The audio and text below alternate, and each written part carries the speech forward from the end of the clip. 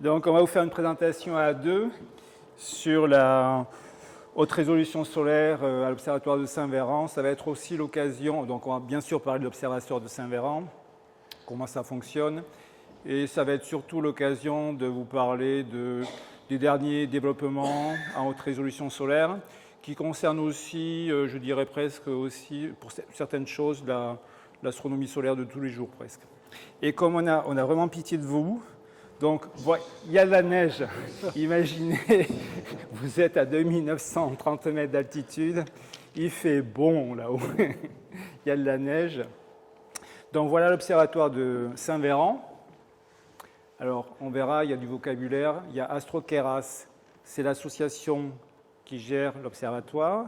Saint-Véran, c'est le village qui est en dessous, 2300 mètres d'altitude, je crois, ou 2200, je ne sais plus, le plus haut village d'Europe, paraît-il. Et l'observatoire est sur la commune de Saint-Véran, à 2930 mètres d'altitude, à côté du pic de Château-Renard. Le pic, il doit être à 3100, un truc comme ça. Non, 2997. L'observatoire, c'est 2930, donc 60 mètres en plus. 60 mètres en plus, voilà, c'est ça. Le pic, il est sur la gauche, là, donc, le un pic, peu hors de la photo, et voilà, juste ici. Là. Le pic est là. Ouais. La base vie. La base vie, il y a deux parties. Enfin, commençons d'abord par les instruments. Donc, l'observatoire, il a été installé en 1975 par les pros, par l'Observatoire de Paris, pour faire une station de coronographie. Donc, c'était ici. Observer la couronne solaire. Alors, je crois que c'était en H-alpha, non, en infrarouge, je crois. Hein. Je ne suis pas complètement sûr. Donc, ça, c'est... Actuellement, il y a un télescope Cassegrain de 62 cm de diamètre qui appartient à l'OHP, l'Observatoire de Haute-Provence. Ça, c'est un morceau de l'ancienne base vie. Et là, c'est la nouvelle base vie qui a été installée il y a une quinzaine d'années maintenant. Deux coupoles qui appartiennent à l'association Astrokeras avec deux instruments de RC500, donc pour faire du ciel profond essentiellement, 50 cm de diamètre, des astrocibes. Donc c'est un gîte en fait qui est vraiment très agréable, enfin bien équipé. 10 couchages ici qui sont les couchages, c'est la partie dédiée aux astronomes amateurs qui viennent en mission. Ce sont des missions d'une semaine. Pour aller là-haut, on présente une demande de mission avec voilà, ce qu'on veut faire, qu'est-ce qu'on veut observer. Les demandes de mission sont examinées par l'association fin mars, je crois, un truc comme ça. Et ensuite, ben voilà, on a une mission ou on n'a pas de mission. Donc pour monter, il faut constituer une équipe. Les équipes au max, c'est 10 personnes. Mais on peut aussi monter en individuel. Et à ce moment-là, on s'intègre dans une équipe qui est déjà établie.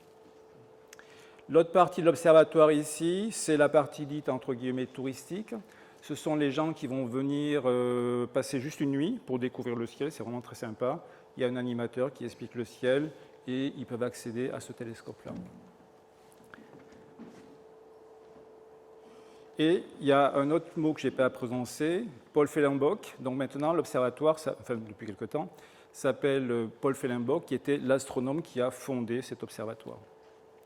Donc tout ça, je pense que j'ai déjà raconté, voilà. Là, il y a une difficulté, c'est l'accès quand même.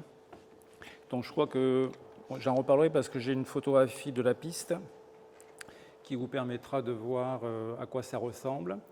Et les demandes de mission, donc bien sûr tout le monde veut faire ça quand il y a la nouvelle lune. Bon, voilà, il n'y a pas de mystère. Donc le tarif des missions dépend de la lune. Voilà, c'est plus cher quand il n'y a pas de lune, etc. L'hébergement à l'intérieur, c'est refuge, donc c'est 2 lits ou 4 lits, voilà, superposés. C'est confortable, il y a une cuisine, il y a tout ce qu'il faut pour vivre, il y a le Wi-Fi, Starlink. Et puis, voilà, il y a tout ce qu'il faut pour... Merci Elon. Voilà. Hop. Une autre petite image vue du pic, je pense, c'est ça, hein, c'est Ouais, du pic, ça. Vue de la... Pas tout à fait avant. du pic, mais de la montée qui va vers le pic. Ouais. C'est rocailleux, très peu d'herbe. Les panneaux solaires, on est en autonomie complète. On récupère l'eau de fonte pour remplir des citernes. et puis on monte l'eau pour boire. Et vous voyez un peu comme Stonehenge, il y a des hommes préhistoriques qui ont fait un Saturne et une galaxie. On ne sait pas trop d'où côté. c'est. Ils ont mis des cailloux. Voilà notre panorama, c'est très beau, très très beau. Il y a les écrins, alors je ne sais pas où ils sont les écrins, s'ils sont là ou s'ils sont là. Là on doit avoir le Viso quelque part, peut-être ici. Donc c'est pas loin de la frontière avec l'Italie. Et pour mettre ça sur une carte, vous voyez Briançon, c'est à 1h30 de route de Briançon. Voilà, exactement. On voit bien la pollution lumineuse italienne, côté italien. Ouais. Il remonte un peu. Et les orages aussi, il y en a souvent de ce côté-là. C'est très joli les Ils orages. sont parfois dantesques, les orages. Alors, pas au-dessus de là, mais au-dessus de l'Italie, là, c'est des spectacles ahurissants. On est en même niveau, enfin, on voit plus à l'horizontale. Mais il y a des moments, c'est des éclairs, on continue, quoi. Ça n'arrête pas. Donc pour la haute résolution, que ce soit pour le solaire ou pour le planétaire, question c'est quoi le signe, la qualité du signe. Donc là on a des statistiques de mesure de signes sur 3 ans, ça a été réalisé par l'Observatoire de Paris, qui ont installé un moniteur de signes pour ça. Et vous voyez en gros le signe médian c'est 1,1 secondes d'arc, ce qui est sympa. Alors, pour comparer avec des très très bons sites, Paranal et La Palma, c'est 0,6, 0,7 secondes d'arc. Mais en France, avoir ça, 1,1 secondes d'arc, c'est sympa, quoi. Nous, ce qui nous intéresse, c'est le jour. Dans le jour, voici des mesures de signes. Le jour, alors, regardez l'échelle, 0,5 secondes d'arc, 1 seconde d'arc. Ça démarre, alors c'est quoi l'heure là-dedans? 6h52, c'est du TU, donc 7h en TU. Le soleil est très bas, 21 degrés au-dessus de l'horizon, et en fait, les meilleures conditions, c'est quand le soleil, vraiment le tout début de la matinée, avec un soleil très bas. Au fur et à mesure où le soleil monte, eh bien, le sol qui est rocailleux chauffe, la turbulence démarre, etc.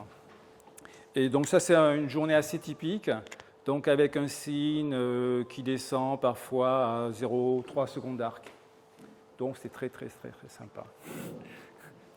Les conditions sont meilleures par vent d'ouest, parce qu'en fait, le flux est complètement dégagé. Les montagnes sont bien plus en avant. Et puis, c'est meilleur aussi quand il y a du vent, parce que le vent souffle à la turbulence. S'il y a trop de vent, par contre, le vent peut souffler les instruments. On a eu des montures qui sont parties par des rafales de 80 km/h. Bon, voilà. Mais avec en gros, on peut jusqu'à 20-25 km/h de vent, ça marche. Au-delà, l'instrument il vibre trop. Mais il y a vraiment cette corrélation forte entre le vent et la qualité du signe, c'est remarquable.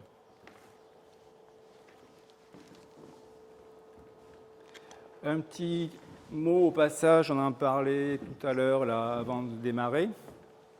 On s'est amusé, donc on a fait pas mal de mesures de signes.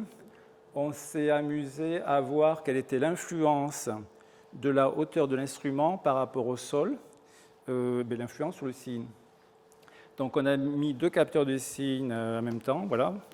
Un à 1 mètre, l'autre à 1,50 m. Et on s'est aperçu, alors c'est une mesure sur une journée, voilà, dans des conditions d'une journée. C'est une mesure, alors je crois qu'on a fait ça pendant 1 heure. Peu de vent, une augmentation de 50 cm de hauteur de l'instrument, une amélioration de 0,35 secondes d'arc, ce qui n'est pas rien sur la médiane. Donc ça, c'est un truc qui n'est pas tellement connu chez l'amateur, parce que c'est vrai que chez l'amateur, on a du mal à mettre une tour de 10 mètres de haut dans son jardin, ça serait mon rêve, c'est un peu... Mais voilà, le fait de mettre un instrument plus haut, on se dégage un peu plus des couches de turbulence. Et Frédéric Jabet, qui a une boîte qui fait des moniteurs de signes, il a apporté il y a 2 ans, je crois que c'est ça, le Chabar. Donc le Chabar, c'est quelque chose qui permet de mesurer le profil de turbulence en fonction de la hauteur.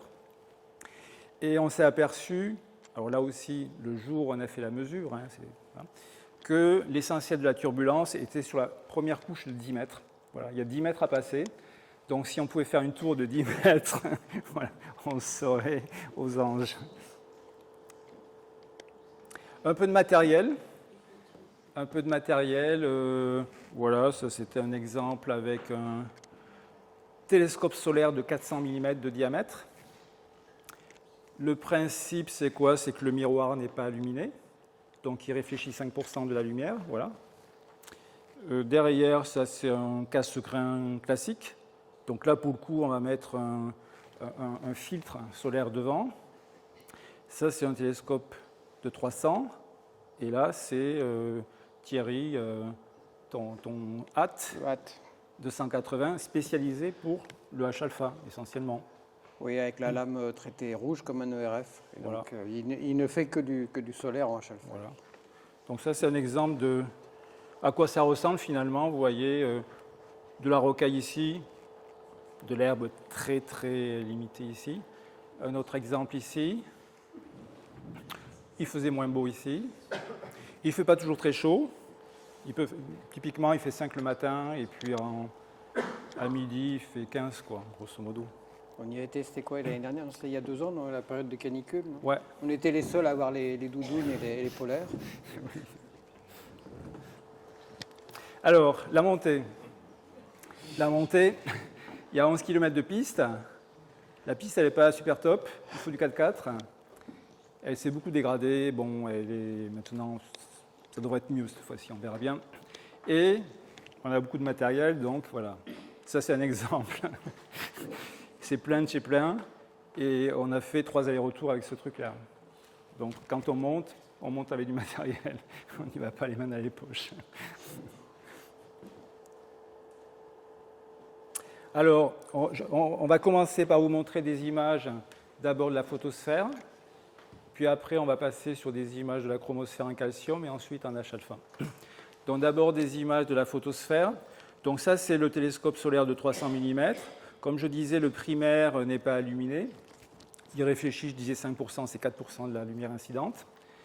Donc on a beaucoup de lumière et ça permet de rajouter des filtres passe-bande à certaines longueurs d'onde spécifiques, comme la bande G ou même le calcium K avec un filtre assez large.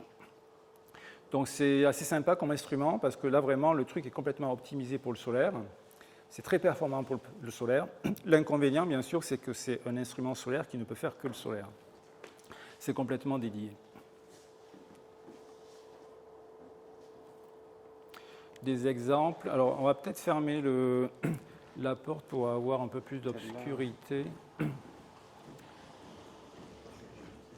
Donc ça c'est la bande G, 430 nanomètres. Donc on est dans le violet profond, voilà c'est ça. Donc les taches solaires, la granulation solaire, comme ce qui a été dit tout à l'heure, la taille typique c'est 1000 km.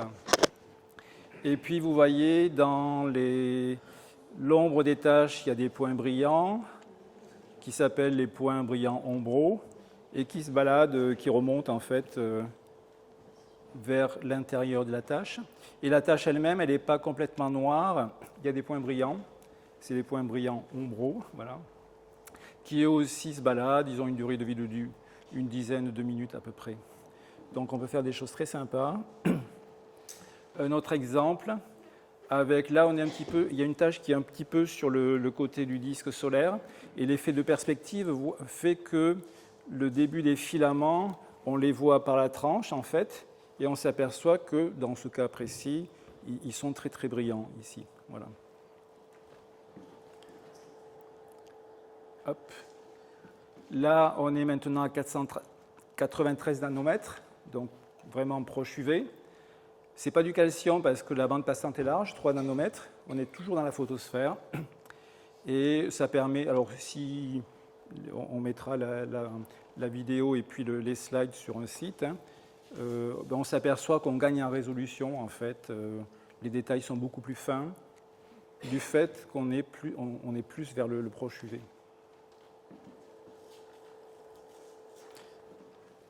Thierry. Voilà. Alors on peut, pour la lumière blanche, ou disons hors ray, genre calcium ou H-alpha, on peut aussi tout simplement mettre une feuille d'astrosolar. Hein. Alors, voilà. Quand on a la chance d'en avoir trouvé en densité 3,8, c'est-à-dire en densité photo, quand ça existait encore, moi il me reste des bouts de feuilles que j'ai mis dans un coffre-fort. avec des gardes et des chiens autour et des barbelés. Voilà. Donc, il n'y a pas de limite au diamètre, mais bon, les feuilles en densité 3,8 sont assez introuvables. Et il faudra quand même rajouter un filtre complémentaire, soit un continuum dans le vert, soit, moi là j'avais utilisé, c'était sur un C14, j'ai utilisé un O3, puisqu'en allant un peu plus vers le bleu, on gagne aussi en résolution. Voilà. Donc j'avais préparé une vidéo, mais elle n'est pas dans les planches. Mais voilà ce que ça donne sur la même tâche plusieurs jours de suite. Voilà, c'est une animation. C'est la même tâche plusieurs jours de suite. Voilà, on voit qu'elle part vers le bord, vers le limbe. Je vais la refaire peut-être. Et voilà, donc on voit à peu près les mêmes détails qu'a décrit Christian sur les images précédentes. Hein. Voilà. J'ai même une animation sur presque une heure des mouvements de granulation, mais elle n'est pas dans les planches.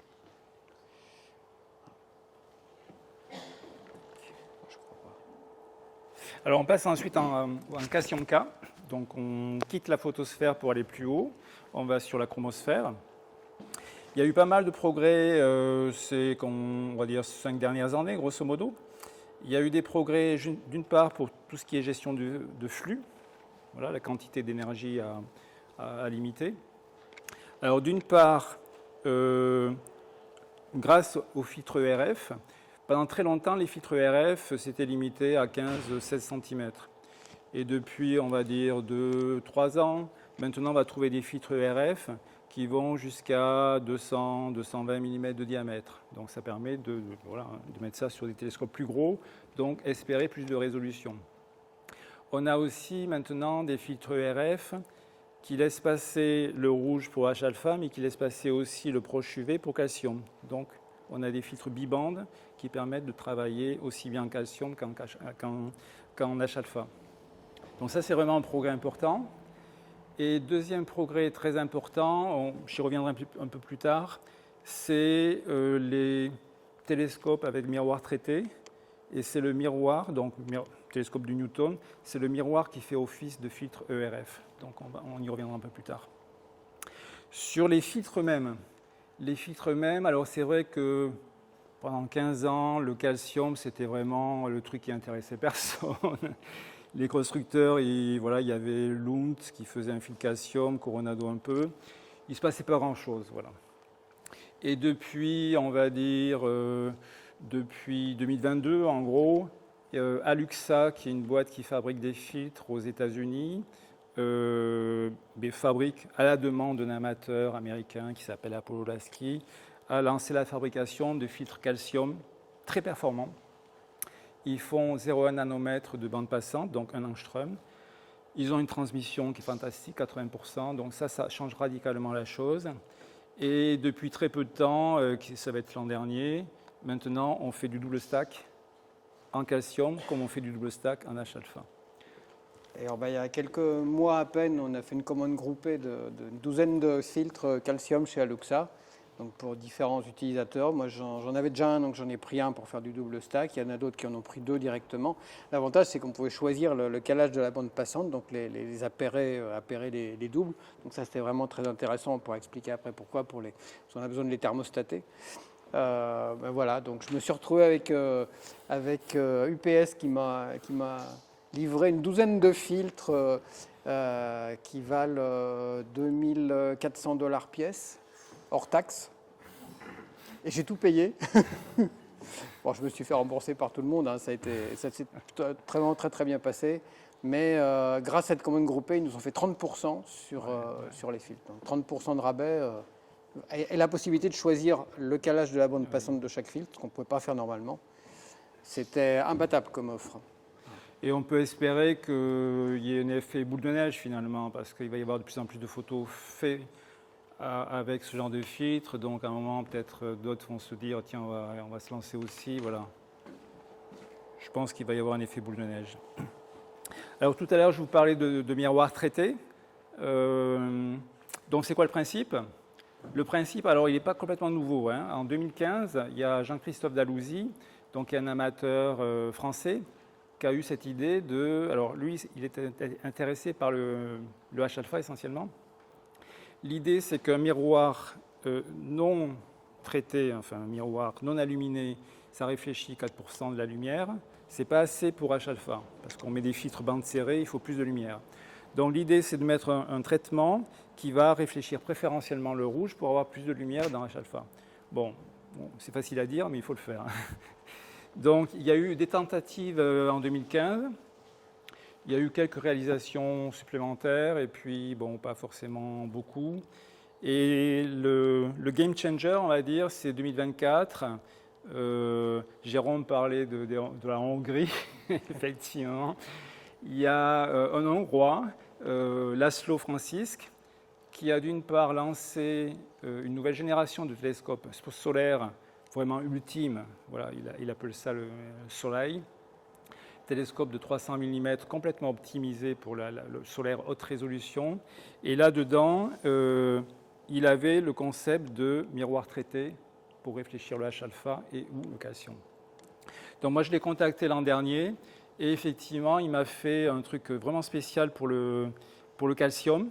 Donc vous voyez la bande, alors ce n'est pas la bande passante, c'est le coefficient de réflexion.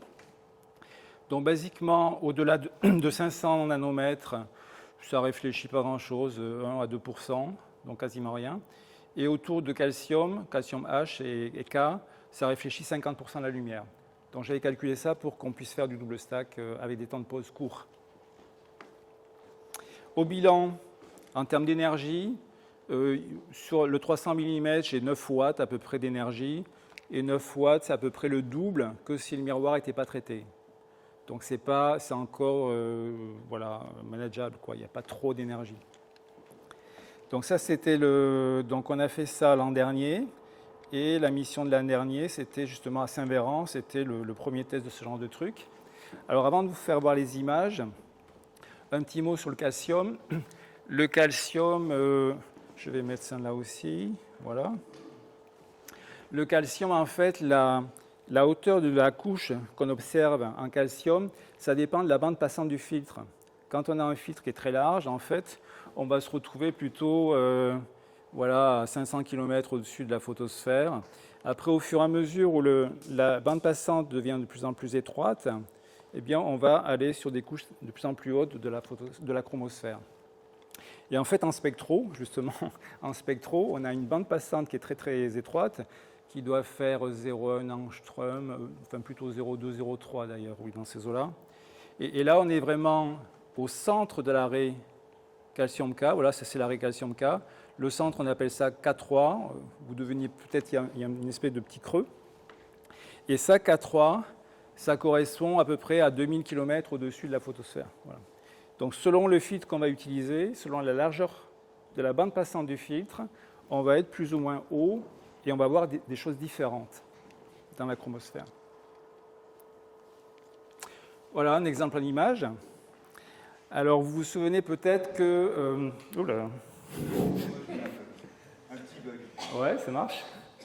Alors, vous avez peut-être vu des dénominations de filtres comme K-line, filtre calcium, avec des filtres qui font 3 nanomètres ou 4. Bon, ce n'est pas du calcium. Là, ça c'est une image faite avec un filtre 3 nanomètres de large. Qu'est-ce qu'on voit? On voit la photosphère normale, voilà, avec les taches, etc. Pour être vraiment dans le calcium, il faut quand même que la bande soit serrée, en gros en dessous de 0,5 nanomètres. Et vous voyez, là, on a 0,14 nanomètres, et si on double stack, on est encore plus contrasté. Donc, basiquement, les choses intéressantes se passent en dessous de 0,2 nanomètres de bande passante. Donc, quelqu'un ce matin m'a dit, mais quel est l'intérêt des double stack, puisque ça coûte 2 fois plus cher? C'est de rétrécir la bande passante du filtre énormément, et donc d'être plus sélectif sur l'arrêt elle-même et pas aller en dehors de l'arrêt. Et donc, on voit bien que le contraste est beaucoup plus élevé en double stack qu'en simple stack. Et on a pu voir aussi dans certains instruments qui étaient en double stack que ça présente aussi un avantage de plus. Il y a moins de lumière, mais il y a beaucoup plus de contraste. En fait, c'est exactement, on se retrouve qu'en H-alpha. En H-alpha, c'est évident parce qu'on met l'œil oculaire, mais en calcium aussi, empiler les filtres, ça permet d'augmenter le contraste. Donc là, on a des exemples. Là, on n'est pas dans le calcium, on est toujours sur la photosphère, avec le filtre de 3 nanomètres. Voilà, les taches, la granulation, les points brillants intergranulaires qu'on ne voit pas trop avec l'éclairage ambiant. Et puis je crois qu'après, voilà, je passe en calcium. C'est très différent. Vous voyez? Photosphère. Alors là, c'est vraiment la partie la plus basse de la chromosphère. Hein. Donc, qu'est-ce qu'on voit? On voit la granulation inverse. Les cellules de granulation. Ici, l'intérieur est brillant. L'extérieur est sombre. Parce que la convection monte et puis ça redescend quand c'est froid, donc c'est plus sombre. En calcium, c'est l'inverse. Voilà, l'intérieur est sombre et c'est le pourtour qui est brillant. On voit des petits trucs sympas comme des ponts de lumière ici. Et tout ça, ce sont des zones actives, vous voyez, blanches. Donc très différent de la photosphère. Voilà, tac. Donc là, 0,37 nanomètres de large. On passe à 0,14. Vous voyez, ça n'a rien à voir. Et là, on monte en fait en hauteur dans la chromosphère. Et on devine, alors là ça va être un petit peu difficile, on devine les fibriles. Je ne sais pas si vous voyez, on devine qu'il y a des choses qui sont un peu étendues comme ça. Au milieu entre les taches. Comme ça, là aussi. Comme ça, là. Donc ça, c'est simple stack. Double stack. Alors double stack, ça pose, c'est pas des problèmes, mais il y a des choses à résoudre. Thierry parlait de l'alignement des filtres, parce que chacun est sur une longueur d'onde. Il faut mettre tout ça sur la même longueur d'onde. Et puis, il faut que tout ça, en plus, soit bien sur calcium K. Donc, il faut trouver un moyen de réguler tout ça. Alors, sans rentrer dans les détails, il y a deux techniques. Il y a incliner le filtre. Quand on incline le filtre, eh bien, on va vers le bleu. Deuxième technique, c'est le chauffer ou le refroidir. Quand on le chauffe, on va vers le rouge. Et là, c'est le montage. Je crois que il y a ton montage, il me semble. Ouais, voilà. Donc ça, c'est le montage que j'avais à Saint-Véran l'an dernier. En fait, c'est bête et méchant. Un montage télécentrique ici. Là-dedans, j'ai mes filtres. Et ils sont chauffés tout simplement, avec une petite régulation payée 20 € sur Amazon, résistance chauffante, et puis ça marche très bien. Et les deux sont chauffés, je crois que je chauffais à 25 degrés, un truc comme ça. Et j'ai vérifié au spectro que j'ai mis la bonne température pour qu'au spectro, je vois que les filtres soient bien centrés sur calcium K. Donc voilà ce que ça donne. Donc là, on est en simple stack, donc un seul filtre, 0,14 nanomètres. On devine voilà, des fibriles ici, comme ça. On voit que les taches ont une allure assez différente que dans la photosphère. Regardez cette tache-là, elle est presque effacée d'une certaine façon, parce que les taches sont au niveau de la photosphère, alors que chromosphère, on est au-dessus, donc les taches sont un petit peu masquées par ce qu'il y a au-dessus. Et je crois qu'après, il y a du double stack. Ouais, c'est ça. Donc, vous voyez, simple stack, double stack, ça n'a rien à voir. Et là, on voit vraiment les fibriles qui partent dans tous les sens. Bon, là, l'éclairage ne facilite pas la chose. Et vous voyez cette tache-là, on la voit presque à peine. Je reviens ici, hop, là. Et on voit des phénomènes très intéressants d'activité. Voilà, il y a des petits aiguilles, là, des flashs intéressants, des choses bizarres qui se passent. Bon, ça, c'est un gros flair, bien sûr. Donc, toute une activité qu'on ne soupçonne pas quand on regarde même en H-alpha, qu'on arrive à voir en calcium. Donc ça, c'est aussi du double stack. Vous voyez, des choses vraiment bizarres voilà, au sein de la tâche, de l'ombre de la tâche. Des jets ici, ça, on appelle ça des micro-jets, les trucs blancs là. Flair ici, beaucoup de filaments. Ça aussi, ça c'est du simple stack, un flair en cours. Voilà la différence entre simple et double stack. Hop là, voilà. Le flair qui est à fond, là, quasiment. On voit que tout ça, c'est recouvert de fibriles. Une tâche, voilà, regardez. Une tâche, alors on devine en simple stack une espèce de structure un peu spiralée, mais c'est vraiment deviné. Et quand on passe en double stack, voilà, on voit qu'il y a une espèce d'enroulement en spirale autour de la tâche qui va sur cette partie-là aussi. et puis l'activité dans l'ombre aussi. Donc, gros intérêt du double stack pour voir des choses qu'on ne voit pas en simple stack. C'est vraiment un monde complètement différent. Après, il y a des loupes. Pas mal de micro-G aussi. Tac. Pas mal d'activités sur le limbe, avec des micro-G aussi. Parce que les protubérances sont aussi visibles en calcium, pas excessivement brillantes par rapport au H-alpha, mais on arrive quand même à les attraper. Voilà, elles sont moins brillantes. Et justement, comme elles sont moins brillantes, il faut des filtres serrés pour arriver à les attraper. Des flares, voilà. Et ça, c'est le montage Thierry. Voilà, donc ça, c'est le montage. Tiens, je vais prendre le laser. Hop, merci. Voilà, donc ça, c'est le montage. C'est très réduit, on voit la taille de la caméra ici. Donc à l'intérieur, il y a 2 filtres, un ici et un là. Comme le premier que j'avais fonctionnait bien autour de 35 degrés, j'ai pris le deuxième en double stack aussi autour de 35 degrés. Donc je les chauffe à 35 degrés, ce qui présente l'avantage. Quand il fait chaud comme aujourd'hui, à la limite, je n'ai pas besoin de les chauffer, ils sont à la bonne température. Mais au moins, je n'ai pas besoin de les refroidir s'ils étaient calés à 10 degrés, mettons. Là, ça serait quand même beaucoup plus compliqué de refroidir que de réchauffer. Sous la bande ici, il y a une résistance chauffante qui est couplée à un contrôleur qui régule la température. Voilà. Et puis, il y a quand même il y a 2 bacs de tilt ici qui permettent avec des petites molettes quand même de régler finement le tilt, l'inclinaison du filtre pour compléter, on va dire, la régulation de température. Donc c'est un montage qui est tout petit, c'est long comme ça, et c'est léger. Voilà. Bon, c'est petit. Bon, je vous ai dit les prix des filtres tout à l'heure. C'est quand même un certain budget. Voilà. Et puis là, en attendant le Soleil 300 que j'espère récupérer d'ici 15 jours, je croise les doigts, je serre les fesses. Donc j'ai utilisé jusque-là une lunette Skywatcher 150 mm. Alors c'est une lunette qui vaut moins de 1 000 €. Alors vous allez dire, ouais, mais alors c'est une lunette accro. Alors dans le calcium, 393 nanomètres, ça doit être la catastrophe. Et c'est une catastrophe.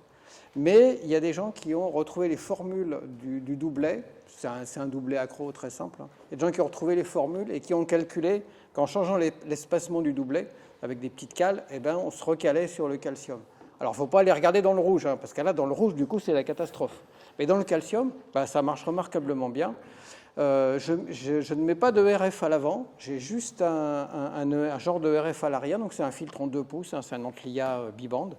Donc ça, le flux traverse, et pour l'instant tout va bien, ils sont sains et saufs.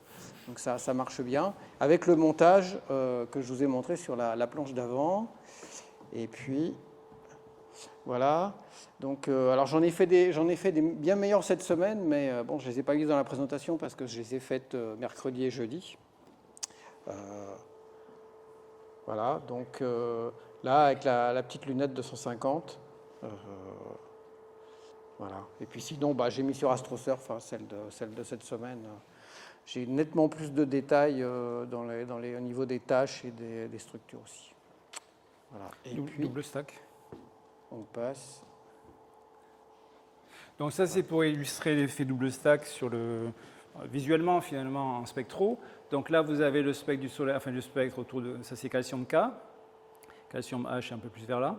Quand on met juste un filtre, donc voilà, il y a tout ça qui passe, ça fait beaucoup. Et en particulier, ce qui ne nous plaît pas trop, c'est des choses qui sont ici. Donc ça, c'est la partie photosphère. Et en double stack, vous voyez, on isole beaucoup mieux la partie qui nous intéresse, qui est la partie centrale de l'array. Donc ça, c'est l'effet double stack qui joue aussi bien sur H-alpha, bien sûr, que sur calcium K. L'influence de la bande passante sur la visibilité des filaments. Alors les filaments, quand on regarde les images de Meudon, justement, on voit les filaments de partout. On se dit, chouette, je veux voir les filaments aussi. Et on n'en trouve jamais les filaments. Et bon, c'est la spectro. Alors voilà, on arrive péniblement avec des filtres classiques à avoir des filaments. Alors là, il faut me croire sur parole. Si vraiment on s'arrache les jeux, on voit un petit filament ici. On est à 0,37 nanomètres de bande passante. 0,14, on voit un peu mieux, mais il faut vraiment être devant l'écran. Et double stack, peut-être vous devinez que c'est un peu plus sombre ici. Peut-être. Et en spectro, voilà, là on voit les filaments ici, là aussi, etc. Donc tout ça pour dire qu'il y a quand même un gouffre entre ce qu'on arrive à faire avec des filtres qui ne sont même pas classiques et la spectro, voilà, c'est un monde différent. Mais on commence à arriver à voir des choses sympas qui se rapprochent un peu de loin de la spectro. Par contre, c'est clair qu'au niveau budget, entre les doubles stacks Aluxa et un Solex, voilà, Solex, c'est nettement plus intéressant. Faut avouer, hein. Et niveau contraste, c'est sûr que là, c'est imbattable. Hein. Ouais. Un autre exemple, donc c'est avec une lunette de 15 cm. Là, j'ai du simple stack 1,4 angstrom. Là, du double stack et du double stack 2 fois 1,4 angstrom. Bon, là aussi, il faudra que vous regardiez les images sur un écran, mais c'est assez différent. Là, on voit les filaments. On voit vraiment qu'il y a des cheveux, finalement, qui s'étalent sur le champ, alors que là, on ne voit pas du tout ce genre de choses en simple stack. Donc, c'est vraiment un monde différent, le double stack. Le H-alpha. Le H-alpha, beaucoup de progrès aussi. Alors, en haute résolution, bien sûr, pour le H-alpha, on prend des instruments qu'on utilise la nuit pour faire du planétaire, du lunaire, etc. Puis, on va les détourner pour faire du solaire. Et donc, se pose la question à nouveau de ce fameux filtre ERF qu'il faut mettre devant pour limiter le flux.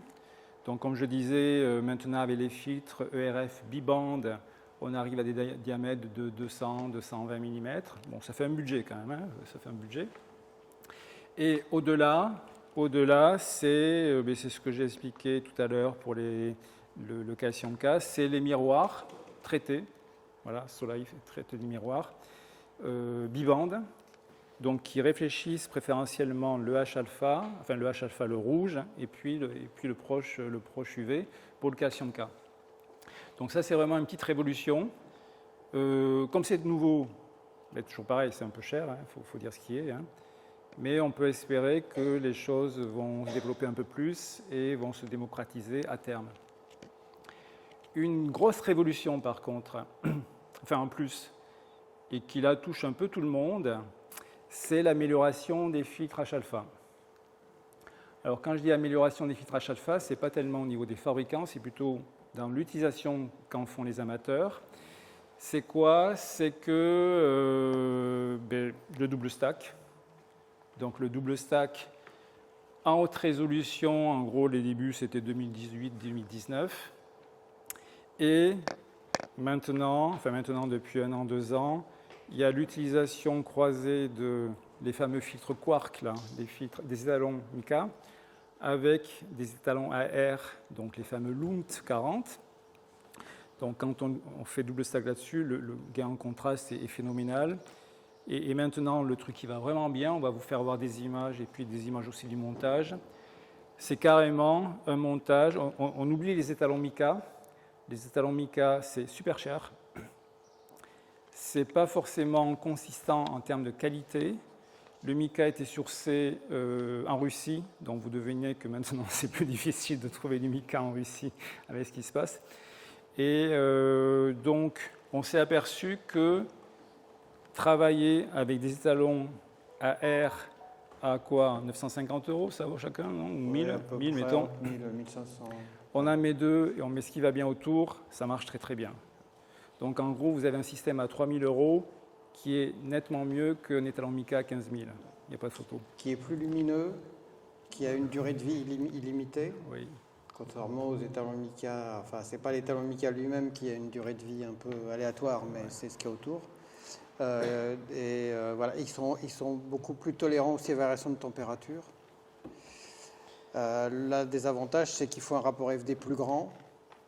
S'ils sont au foyer de l'instrument, enfin, derrière l'instrument, il faut un rapport FD plus grand, typiquement, et je crois que tu en parles après, plutôt un FD 40 qu'un FD 30 qui est conseillé pour des étalons Mica. Donc il faut un rapport FD.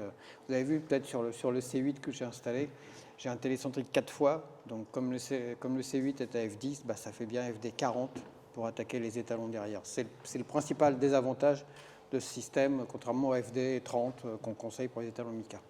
Donc on va vous faire voir des photos. Donc le montage, un exemple de montage, un Celestron 8 devant un filtre ERF, la pince pour la mise au point, ça marche très très bien, c'est super souple, très précis. Et puis le double stack, donc en fait là-dedans, dans chacune de ces boîtes, il y a un étalon Lunt 40 mm auquel on peut accéder ici pour toucher la molette si on a envie de toucher la molette et incliner plus ou moins. Entre les deux étalons, il y a un filtre polarisant circulaire pour éviter la formation de reflets entre les deux étalons. En sortie, il y a un classique BF, si on peut dire, enfin les block-in filters, pour isoler juste un des pics de transmission de l'étalon. Et voilà. C'est vraiment assez simple. Thierry a d'autres montages. Voilà. Bon, ça c'est le montage à peu près qu'on voit sur le C8 qui est dehors. Donc un système télécentrique Bader 4 fois, les deux étalons derrière, et puis derrière une caméra avec un flip mirror en l'occurrence, mais c'est pas indispensable, c'est pour basculer entre le visuel et la photo. Donc ça c'est le montage télécentrique AFD 40. Et derrière j'ai dû mettre, alors j'ai fait un autre montage aussi, montage d'icolimaté. Alors là on attaque les étalons avec un rapport FD infini en fait, enfin c'est collimaté quoi, voilà. Donc en fait c'est les étalons, ils sont vendus avec des petites lunettes. Et donc, j'ai utilisé les deux lunettes Lunt. Donc, il y en a une, celle de gauche, elle est montée à l'envers. Voilà, avec son objectif voilà, sur la droite, ici. Celle de droite, elle est montée à l'endroit, donc avec son objectif sur sa gauche. Voilà, ici. Et donc, les deux étalons sont entre les deux. Donc, ça fait un montage collimaté. Donc, c'est un montage. Alors, ça, c'est sur non, ça, je l'ai mis sur le C8. Mais je le monte sur un C11 normalement. C'est plus long que le C11. Donc, ça fait 1,10 m de long. Il y a une légère flexion, donc j'ai un système de compensation de flexion. Bon, pour l'instant, je reste au montage un peu télécentrique, parce que c'est quand même moins pénible, mais ça donne vraiment de très bonnes images, un peu meilleures que le système télécentrique, mais c'est un peu long. Voilà. Après, mais c'était intéressant aussi de faire la manip quand même. Après, on ne sait pas s'il faut mettre le télescope sur la monture, ou alors le montage sur la monture. On ne sait pas trop. Donc voilà, vous avez compris qu'on cherchait en ce moment un peu quel est le bon setup. Mais voilà, c'est un peu exploratoire. Enfin, c'est plus qu'exploratoire parce qu'il y a de très bons résultats. Double stack, je ne vais peut-être pas parler de ça. On verra s'il y a des questions là-dessus. Ouais, ça. Voilà. Des résultats ? Voilà, quelques images prises avec le C11 et à Saint-Véran, comme les tiennes en fait. À Saint-Véran, on était côte à côte, vous avez vu les photos au départ. Hein. Donc à Saint-Véran, avec le C11 plus le double stack en montage télécentrique. Donc c'est le même flair hein, qu'on a vu sur les images de Christian tout à l'heure. Alors elles n'étaient pas orientées pareil, hein, mais le soleil avait dû tourner à ce moment-là, il s'est passé un truc. Voilà, donc avec le même montage et à peu près au même moment. Mais ça, c'était une protubérance éruptive assez incroyable. Elle est partie, elle a fait des boucles. J'ai dû mettre 2-3 photos derrière. Et vous voyez, il n'y a pas d'effet double limbe. Vous savez, l'effet double limbe, c'est quand on utilise des filtres qui ont une bande passante assez large. On voit quand on regarde le limbe, on voit à la fois le bord de la photosphère et puis aussi décalé le bord de la chromosphère. Donc on voit qu'il y a comme s'il y avait deux cercles. Et là, non, comme la bande passante est très serrée, mais on voit que la chromosphère. Oui, voilà, donc ça part en jet. Là, il a fallu pousser un peu le soleil parce que ça partait avec des boucles. Alors, elle était le 2 août de l'année dernière, hein, ça a été incroyable. C'était extraordinaire. On repasse sur le... Autre exemple, donc là, on bascule, mais toujours le montage double stack avec le Lunt. C'est un Mulon 250, donc 250 mm de diamètre. Et c'est l'an dernier, je crois. Donc, vous voyez un luxe de détails, la partie spicule ici, tout un tas de filaments. Il y a des détails aussi dans l'ombre des taches, bon, qu'on ne voit pas ici. Là, un flair en cours, donc toujours le 250 mm, donc avec le filament qui rejoint les deux taches, là, et puis les structures magnétiques tout autour. Hop. Un autre flair. On a été gâtés côté flair hein, ces temps-ci. C'est vraiment très très bon. Alors, on peut dire qu'on a eu du flair. On a eu du flair, ouais. Et alors le limbe, c'est très sympa le limbe parce qu'on voit un effet tridimensionnel. on voit nettement voilà, les petits bouts, les surges là, qui montent. Et on voit ici que le filament, ici, il est un petit peu plus haut que le reste. Hein. Là aussi, on voit que c'est plus haut. Ça aussi, c'est plus haut, ça monte. Et là, on devine que la tâche est un petit peu en dessous. Bon, là, il faut un peu d'imagination. Mais on voit que tout ça, c'est pas sur le même niveau. Hop, notre flair. Là, il y avait un truc marrant. Alors, je ne sais pas si vous voyez de loin. Il y a une espèce de zigzag, là, comme ça. Tac, comme ça. Alors, ce n'est pas du tout un artefact, c'est du vrai, ça. Il y a une espèce de... Alors, ce n'est pas un éclair, parce que ce n'est pas un éclair, c'est sombre. Mais c'est un truc assez curieux. Des structures rectilignes, finalement. Et ce n'est pas vraiment clair de qu'est-ce que c'est, ce truc. Là, une zone calme, on pourrait dire, avec, avec une très belle résolution, là, beaucoup de détails ici. Toujours un flair. Et je crois, voilà. Oui, voilà, c'est d'autres zones prises toujours avec l'océan et le double stack aussi. Voilà, aussi des zones bien jolies. C'est vrai qu'on a été gâtés. Au niveau signe, sur les 15 jours de l'année dernière, il y a eu des jours où on n'arrivait pas à s'en sortir. Donc c'est pas tous les jours qu'on a du bon signe non plus, pas tous les matins, mais avec de la persévérance, on finit par y arriver. On passe la matinée sur le PC avec la doudoune, le drap sur la tête. Et puis, en fait, on ne voit pas le soleil. Non. On est couvert. On revient, on est tout blanc en fait. Oui, on est gelé, on est tout blanc. Mais... Bon. Voilà, si vous avez des questions. Ouais, ce sera un plaisir. Une petite question sur le signe, les mesures que tu as montrées au tout début. Ça, les mesures que tu as données, c'est parce que vous êtes sur un sol rocailleux. Donc, à la limite, tu aurais été sur l'herbe, ça aurait peut-être changé la donne, éventuellement. Il va y avoir une grosse influence de la nature du sol. Oui, tout à fait. La nature du sol influe beaucoup sur à quel moment le signe est le meilleur. Parce que sur un sol rocailleux, la température finit par monter, et à un moment c'est très chaud, il ne se passe plus rien. Oui, ça monte plus vite. Voilà, exactement. Chez moi, par exemple, le signe est le meilleur quand le soleil passe au méridien, et j'ai de l'herbe en fait. J'ai de l'herbe partout. Voilà, c'est ça. Ça peut jouer aussi sur le Oui. fait que ça peut avoir un intérêt ou pas de monter le télescope. Exactement. Parce que sur certains sols, peut-être que tu n'as pas intérêt à le monter. Tout à fait. Ouais. Quelque chose qui peut être extrêmement intéressant aussi, c'est d'être au bord d'un plan d'eau. Comme l'observatoire de Big Bear. Ça, c'est connu. Et ça peut être, à condition que le vent arrive côté haut, s'il arrive de l'autre côté, c'est foutu, arrive côté haut, mais ça peut être extrêmement favorable. Il ne faut pas avoir trop de clapots non plus. La mer, je ne sais pas. Hein. L'Atlantique, je ne sais pas. Mais un plan d'eau au calme. En fait, il y a deux effets. Il y a le premier effet, c'est que l'eau, de par la capacité calorifique, la température monte moins vite, donc il n'y a pas de turbulence qui s'installe.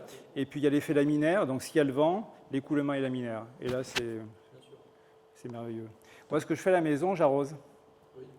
Moi, depuis le début du mois de juin, j'arrose. Quand je fais des observations, j'arrose tout autour du télescope.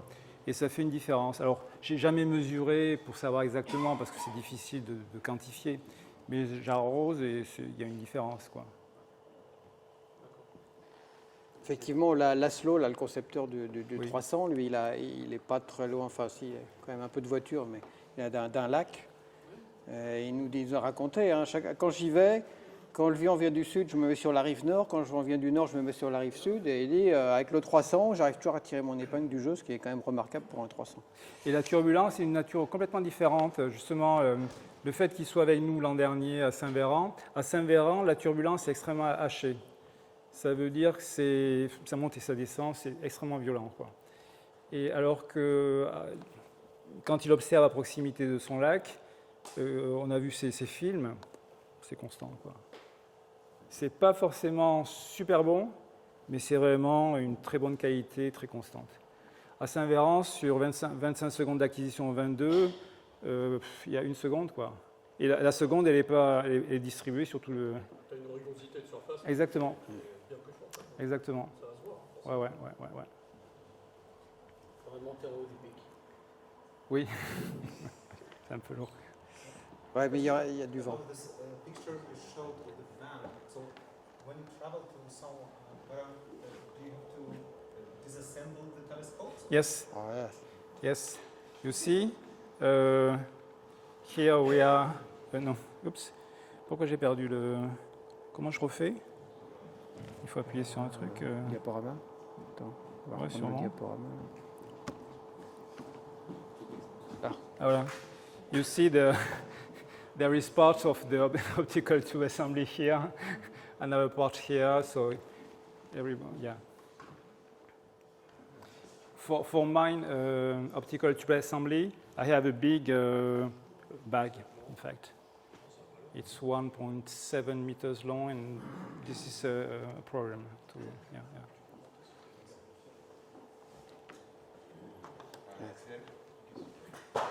Alors à propos de télescope Gordanac, j'ai une question un petit peu hors sujet. S'agissant de Big Bear, vous avez fait un post sur l'optique adaptative Ouais. et les photos absolument Oui. fascinantes que Ouais. l'on vient d'obtenir. Moi, je voudrais juste savoir comment on fait l'optique adaptative solaire, puisque par définition, il n'est pas question de stimuler les couches de sodium pour faire une Ouais. lumière artificielle, on est en plein jour. Bref, comment ça marche? Alors, en nocturne, enfin, il y a plusieurs trucs. En nocturne, le truc facile, c'est quand il y a les étoiles, parce que l'étoile fait la référence. Le truc plus compliqué, c'est les planètes. Là, je ne sais pas les planètes, comment ça marche, comment ils font pour faire l'optique adaptative sur les planètes. En solaire, ils essaient d'accrocher les granulations. Donc, ça veut dire que jusqu'à récemment, ils arrivaient à faire l'optique adaptative en solaire, vraiment sur le disque solaire.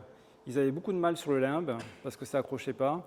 Et je ne sais pas du tout comment ils font pour accrocher sur les protubérances, je ne sais pas du tout. Et j'ai vu qu'il y avait des projets pour le 4 mètres, le télescope de 4 mètres. Il y a des projets, alors je ne sais pas si ce sont des projets en projet ou vraiment des projets concrets, de laser, donc avoir des tirs laser, enfin des étoiles laser, mais des étoiles laser en plein jour. Donc on peut imaginer que le laser, il doit...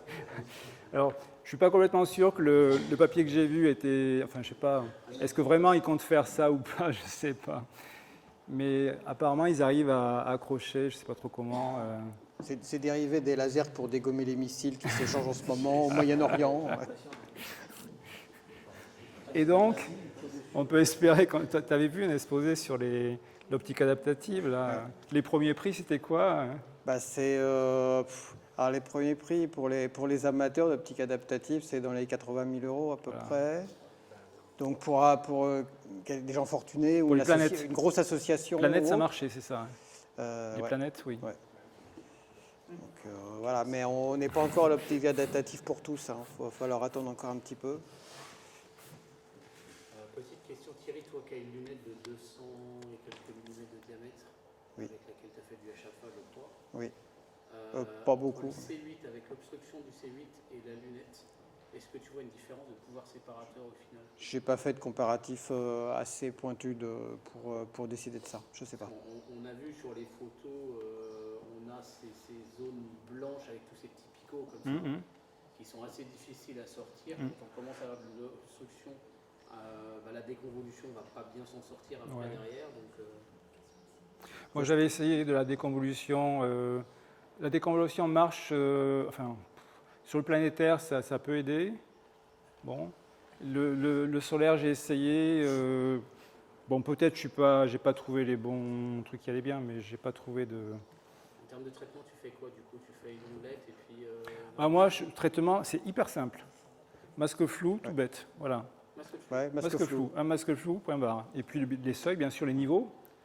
Les courbes, tout droit, linéaire. Pas de gamma 1. Voilà, c'est vraiment tout simple. Moi, c'est pareil, je préfère le masque flou. Les ondettes, ça m'agace, donc je préfère le masque flou. ça- Au moins, je règle la largeur comme je veux. Oui, voilà, c'est ça. Les ondelettes, les largeurs sont prédéfinies. Oui. Moi, ça m'agace. Pas de réduction de bruit, parce que si on réduit le bruit, c'est que quelque part, on a raté un truc. En solaire, il y a plein de flux, il y a vraiment du flux, pas possible, quoi. Donc faire une réduction de bruit en solaire, je ne sais pas, enfin, c'est pas possible, quoi. Et ton masque flou, tu le fais avec quel logiciel?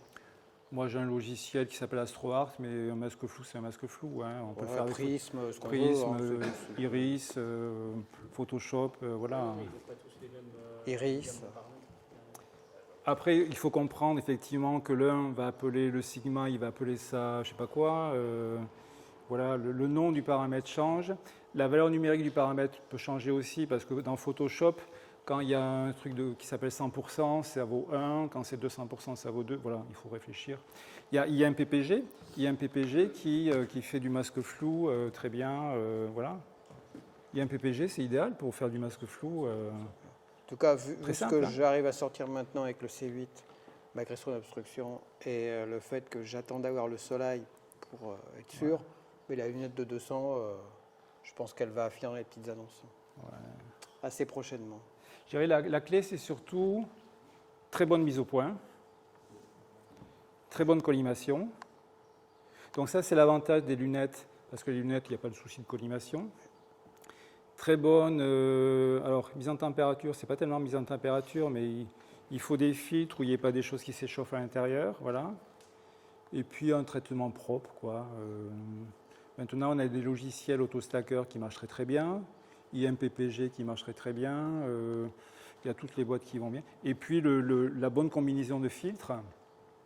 Et typiquement, quand on utilise des filtres comme ça, double stack Lunt, le contraste naturel lié à la filtration est tellement important qu'on n'est pas obligé de pousser quoi que ce soit, quoi.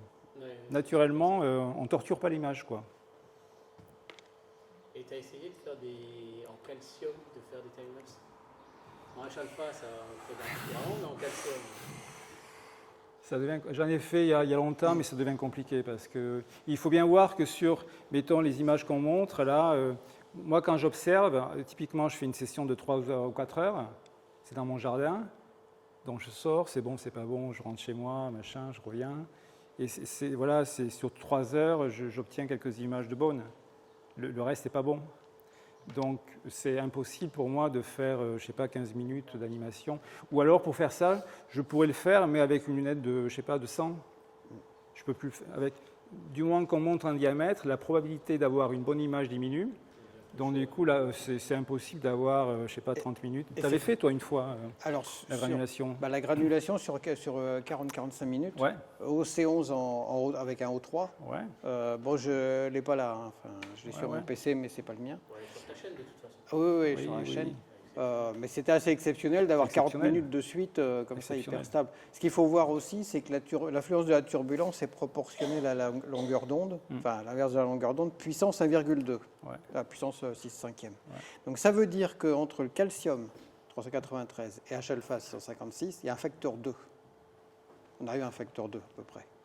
Donc en gros, ma lunette 250, là, j'ai le même niveau de turbulence que le C11 en H-alpha.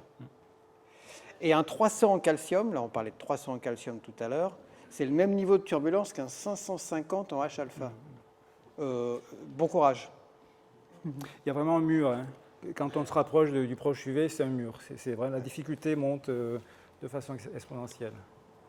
Et basiquement, 300 mm en calcium, à part Saint-Véran. Enfin, il y a sûrement d'autres sites, mais il faut les chercher, quoi. Moi, à la maison, je peux utiliser en calcium la lunette de 15 cm, mais au-delà, pas vraiment, quoi. Alors, le calcium, c'est... En H-alpha, je peux aller à 300. Voilà. Ouais. C'est un peu l'équivalent, c'est ce que tu disais, grosso modo, 150, 250 l'équivalence. Mais avec ces nouveaux filtres calcium et la possibilité de double stacker, on voit qu'on rentre dans un domaine complètement différent qui n'était pas du tout imaginé auparavant. Hein. On voit des choses vraiment très différentes. Donc ça vaut vraiment le coup de se lancer là-dedans. Et même avec des instruments de 80, 100 mm, ça vaut vraiment le coup. Hein. Oui, parce que je parlais du niveau de turbulence qui est fonction de la longueur d'onde, mais la résolution aussi. Et là, c'est dans l'autre sens. Ouais. C'est-à-dire qu'entre calcium et H-alpha, on n'a pas un facteur 2, mais on a un facteur, il faut le rapport des deux. Oui, hein. Oui. Donc là, ma lunette 250, c'est l'équivalent de 250 en H-alpha au niveau résolution. Oui. Donc c'est quand même c'est appréciable aussi. On perd côté turbulence, mais on gagne côté résolution. Voilà. Photo acheté. C'est ça. On parlait de collimation tout à l'heure des télescopes. Oui. Quand c'est de jour avec la chaleur puissante, elle évolue fortement. Donc comment tu la corriges? Alors déjà, je dirais, c'est là où c'est super important d'avoir une bonne conception à la base. Ça veut dire que Mais si on a un instrument qui est par conception très rigide, par conception, s'il ne se dilate pas parce qu'il y a du carbone ou des choses comme ça aide beaucoup. Donc l'idée, c'est un peu le principe du télescope Soleil, où tout a été pensé, conçu, etc., etc. Le truc est hyper rigide, c'est du carbone, ça ne se dilate pas. C'est très aéré, donc s'il y a des choses qui chauffent, de toute façon, avec l'air qui passe, ça refroidit. Enfin, il n'y a rien qui chauffe à l'intérieur. Et après, donc ça, c'est le préliminaire. Ensuite, pour la collimation, moi, au début, je faisais ça sur les étoiles, parce que je ne savais pas trop, justement, si l'instrument, quand il pointe comme ça ou quand il pointe comme ça, est-ce qu'il bouge un peu, hein, voilà. Et puis, finalement, avec les années qui passent, maintenant, je collimate avec un laser vert, qui est de très, très bonne qualité, et ça marche assez bien. Alors, pour moi, le laser vert, c'est pour dégrossir. Et ensuite, je collimate sur la granulation. Ça veut dire que quand je fais des images, je vois sur mon image, sur mon champ, est-ce qu'il y a une partie du champ qui est plus floue que l'autre? Si c'est le cas, alors ça peut être la turbulence, mais c'est le hasard. Mais si systématiquement je m'aperçois qu'il y a un coin d'image qui est plus flou, c'est que je ne suis pas bien collimaté. Et du coup, je joue sur les vis de collimation pour avoir la zone de netteté qui est bien centrée sur le champ. Et ça, je peux le faire parce que j'ai des vis de collimation qui sont très démultipliées. Mais voilà, je dirais c'est ça au final, moi je collimate sur la granulation. Et je crois aussi que tu collimates sur la granulation aussi, je crois, non? Collimation on granulation. I showed the same Yeah. more into Yeah. Oui, donc on est plusieurs à collimater sur la granulation, mais il faut bien sûr une qualité d'image qui permet de voir la granulation, sinon on ne risque pas. Et il faut des systèmes de collimation suffisamment démultipliés. Sur un C14, on ne pourrait pas, parce que déjà sur un C14, il faudrait enlever le filtre pour accéder aux vis, donc ça ne marche pas. Donc là, moi, ce que je fais typiquement à Saint-Véran, je laisse les instruments monter la nuit et je vérifie la collimation de nuit sur étoile. Puis là, le C8, je le prends avec des pincettes, je le mets dans sa housse, dans la voiture. Il est assis sur un siège, bien confortablement, avec la ceinture de sécurité. Alors, autant vous dire qu'après la montée de la piste de Saint-Véran, il est légèrement décollimaté, un peu beaucoup. Mais là, c'est pas grave, je recollimate la nuit sur étoile, quoi. Mais c'est vrai qu'il faut être très précautionneux sur la collimation. Et il faut la vérifier régulièrement, parce que ça peut toujours bouger. Effectivement, comme tu disais, on pointe à l'est, on pointe à l'ouest, il y a peut-être quelque chose qui a bougé. C'est très vite fait. Et donc, je rejoins tout à fait ce que disait Christian, entre la collimation, la mise au point, les tolérances de mise au point, ça dépend du rapport FD, ça dépend du rapport FD au carré même, mais c'est extrêmement serré. La mise au point, un truc qui aide beaucoup, c'est toi qui as un peu inventé le truc, c'est tout ce qui est mesurer la position du focuseur. Donc soit avec des palpeurs, là, un comparateur à cadran, soit mieux avec maintenant les moteurs pas à pas, ça aide beaucoup. Avoir une mesure de position, que ce soit digitale ou analogique. Et avoir une mesure de position, on sait toujours où on est. Je me décale un peu à gauche, un peu à droite, enfin un peu en avant, un peu en arrière. C'est plus flou d'un côté que de l'autre, donc on arrive bien à se situer, à revenir à la position de départ si jamais on se dit non, finalement, j'ai pas trouvé mieux. Vraiment, on n'est plus en aveugle, quoi. Mais le comparateur, je utilise un petit comparateur avec un doigt là, qui appuie sur un élément mobile. Ça, je l'utilise depuis très très longtemps. C'est en fait Christian là-bas qui m'avait appris ça au pic du Midi dans les années 90. Voilà. Je vais rendre à César ce qui appartient à César. Et c'est imparable. Là. Ça coûte 20 € et c'est imparable. Il faut surtout un très bon porte-oculaire. Il n'y a pas partir en banane quand on joue sur la mise au point. Et un montage intégralement vissé. Oui. Et éliminer tout risque de flexion dans le montage, correcteur de coma qui peut se mettre en diagonale sur le... Typiquement, les Esato de Primaluce, ils sont hyper bien, mais la prise est tellement peu profonde qu'il faut mettre une bague vraiment à face parce qu'on a un tel porte-à-faux que derrière... Les coulants, alors moi j'utilise des coulants 2 pouces avec des bons serrages, donc ça passe plutôt bien. Les coulants 31-75, j'ai laissé tomber parce que ça tient jamais de rien. Mais des bons coulants 2 pouces, ça peut passer, mais je suis d'accord, les montages vissants, c'est quand même ce qu'il y a de mieux. Après, il faut avoir des petites bagues rotatives pour pouvoir faire tourner ce qu'on veut comme on veut. Mais ça existe aussi. Petite bague où on peut régler la chose en rotation.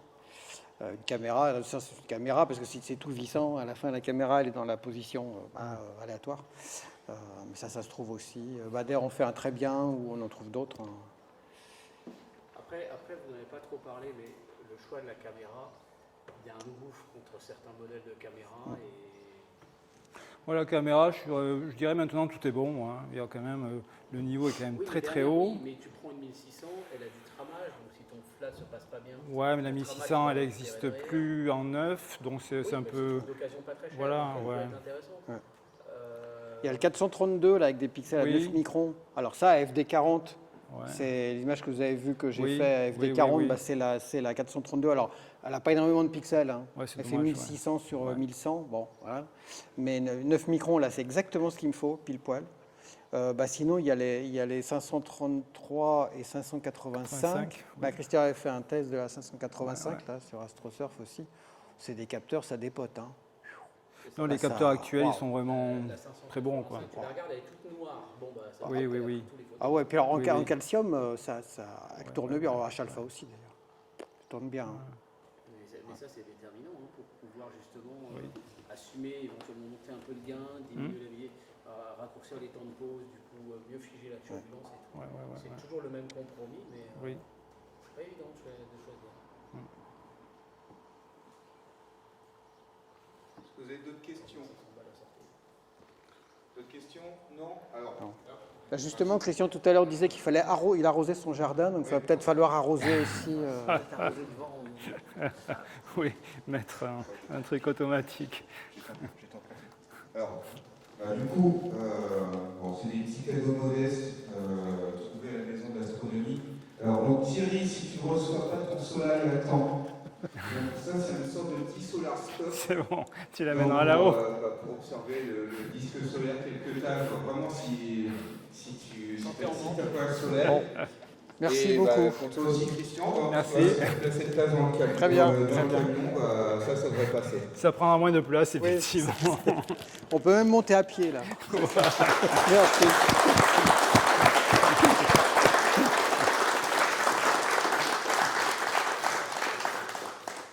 C'est bien ça.